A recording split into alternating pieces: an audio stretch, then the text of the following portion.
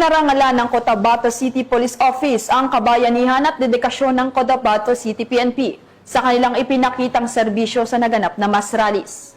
Kinilala ang sakripisyo at pagtsatsaga ng mga pulis na nagbigay ng seguridad at nagpanatili ng kaayusan sa gitna ng mapayapang pagtitipon. Ayon sa pamunuan, ang pagkilala ay simbolo ng pasasalamat sa kanilang malasakit at walang pag-iimbot na paglilingkod sa komunidad.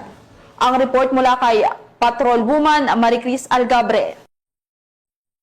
Pinarangalan ni Police Colonel Jibin M. Bungkayaw, City Director ng Cotabato City Police Office ang kabayanihan at walang sawang dedikasyon ng mga kapulisan sa naganap na kilos protesta nito lamang ika-21 ng Setyembre taong kasalukuyan sa Cotabato City. Sa pamamagitan ng kanilang mataas na pagtitimpi at profesionalismo, na pangalagaan ng ating mga pulis ang konstitusyonal na karapatan sa mapayapang pagtitipon habang naiwasan ang anumang hindi kanais-nais na pangyayari.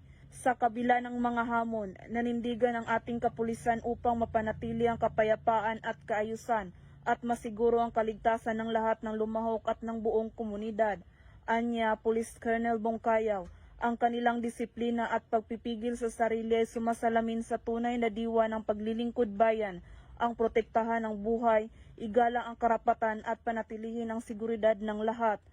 Pinararangalan natin ang ating mga alagad ng batas na patuloy na nagpapakita ng tapang, pagtitiyaga at dedikasyon sa paglilingkod sa mga Cotabateño.